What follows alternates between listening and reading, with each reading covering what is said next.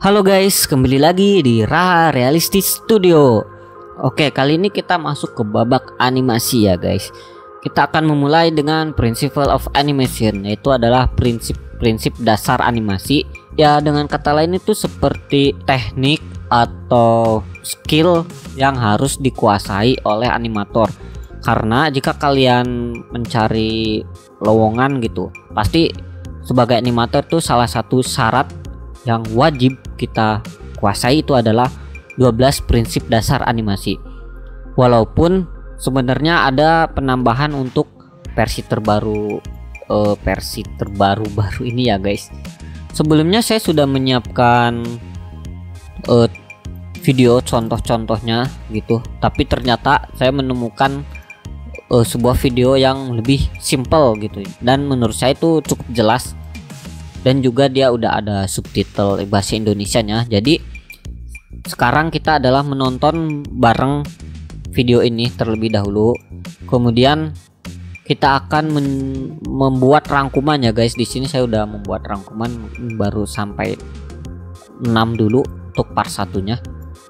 Kenapa saya buat rangkuman? Karena mungkin bagi pemula kadang memahami prinsip dasar animasi itu masih bingung ya guys.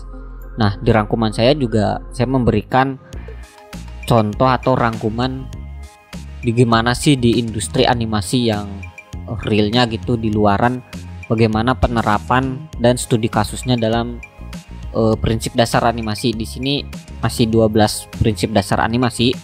Nanti sisanya akan saya tambahkan juga. Mungkin videonya random di sini sampai budi mekanik ya guys. Oke, kita mulai dengan prinsip dasar animasi. Yang pertama adalah squash. Coba kita lihat aja deh. Squash and stretch.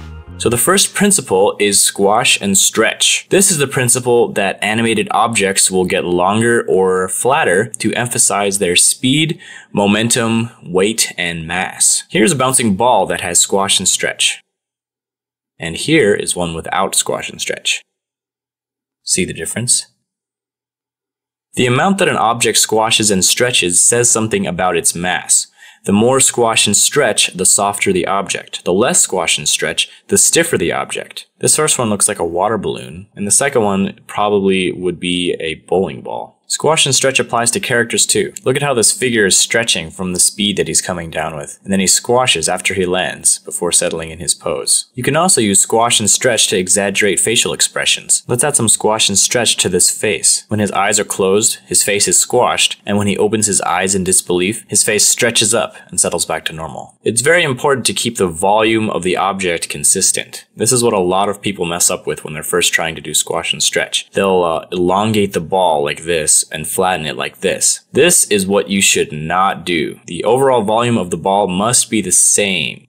So as the ball gets longer, it also gets narrower. When it gets flatter, it also gets wider. The same goes with cubes. If you're going in with one line, the other lines must go in the opposite direction. The cube should start out narrow, get flat, get narrow again, and then rest. In-betweening with cubes is easy because you can measure the line in between the two lines and then connect them to make the cube. If you master squash and stretch with cubes, the next step is to try to do it in 3D.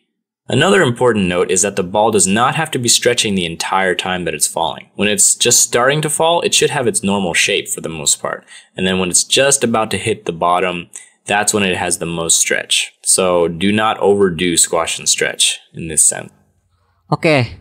Kesimpulan pertama adalah secara bahasa squash and stretch itu adalah memanjang dan menekan ya guys. Ada yang bilang memanjang dan memendek, tapi lebih cocoknya sih dia memanjang. Kemudian di sini dia tuh lebih menekan, lebih ditekan gitu ya guys. Kemudian adalah squash and stretch dapat memberikan kesan empuk pada objek. Ini bisa merubah sifat material objek. Ya, kayak contoh di bola ini. Dia kalau tidak memakai squash and stretch itu seperti bola pingpong tuh guys, bola tenis meja gitu. Sementara ketika dia memakai squash and stretch itu terlihat seperti bola karet ya kok di mata saya gitu, seperti bola karet. Nah, walaupun secara gambarnya itu sama-sama putih, bola bulat putih. Tapi dengan penerapan squash and rest itu bisa memberikan sifat benda yang berbeda gitu ya guys. Makanya squash and rest juga tidak sembarang kita bikin, ada ketentuan yang lain gitu. Oke, kemudian dapat menunjukkan massa pada benda. Jadi massa itu seperti berat dari benda ini. Kalau yang tanpa squash and rest kan lebih kaku. Kalau ini kayak lebih lebih empuk gitu ya guys. Terus dari penekanan juga sebenarnya squash and rest tuh, misalkan nih kan terlalu neken nih, itu secara gak sadar memberikan bahwa efek jatuhnya itu sangat kenceng banget gitu, tinggi banget, sampai menghasilkan squash and rest yang terlalu over gitu ya guys. Oke, semakin besar value semakin terlihat lembut, dan sebaliknya ya, ini yang ini semakin value nya besar itu terlihat semakin lembut dan semakin karet dah, terlihat seperti karet gitu. Kalau semakin kecil bahkan tidak ada, itu terlihat kaku ya guys. Jadi bukan kaku gerakannya, lebih ke kaku sifat materialnya. Kemudian wajib menjaga volume dari objek secara konsisten ya, yang tadi dia. Nah yang ini squash and rest itu memang wajib kita menjaga volume, cuman gak perlu khawatir gitu ya guys untuk project karakter 3D ataupun pokoknya yang project 3D deh. Itu dari riggingnya, jika riggingnya bagus itu volumenya udah otomatis, jadi kita nggak terlalu mengkhawatirkan volume yang nggak konsisten, kecuali untuk gambar 2D animasi ya, kayak gambar skate ini.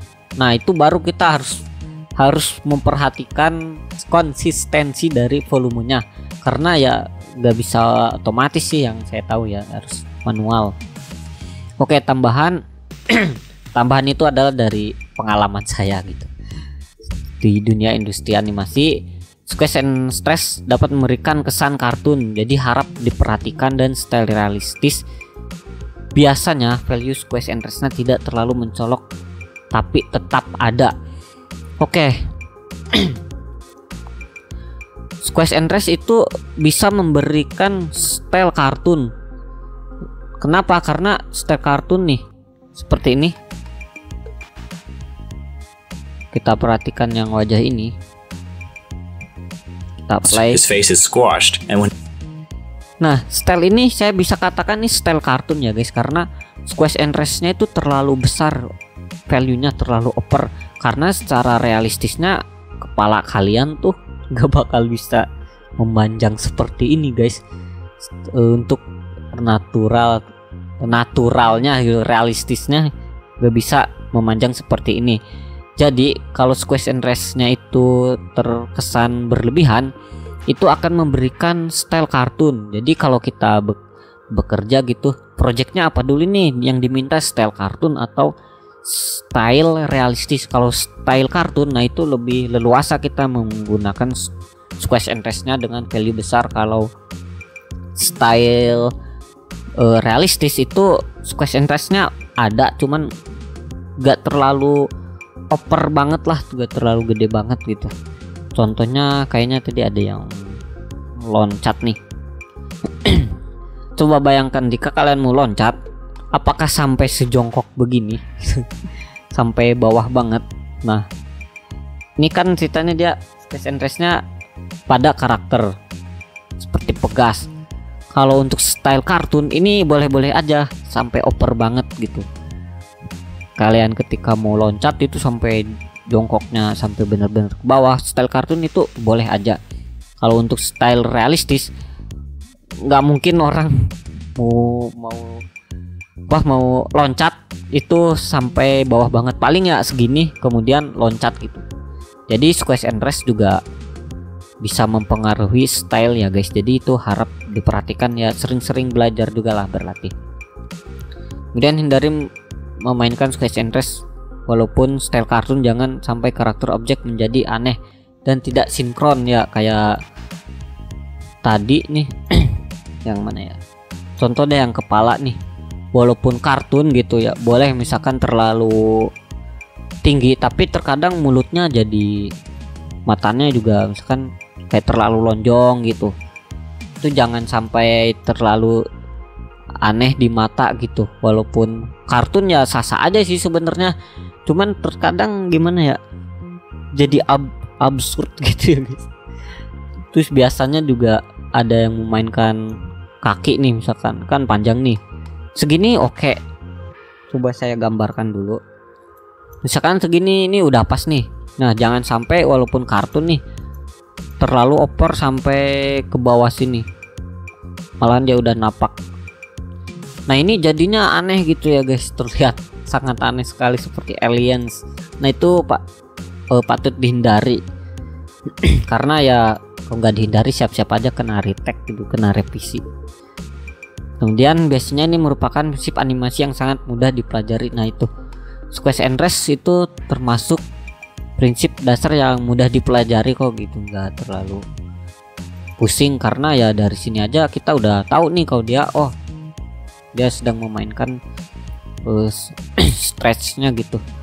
Misalkan kayak gini kita juga udah tahu gitu, ini terlihat aneh, jadi kita kurangin gitu.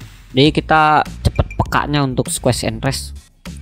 Untuk mengatur value itu ya gak susah amat lah. Untuk pemula belajar squeeze and rest itu cukup mudah. Oke, kemudian antisipasi, mari kita lanjutkan ke prinsip selanjutnya.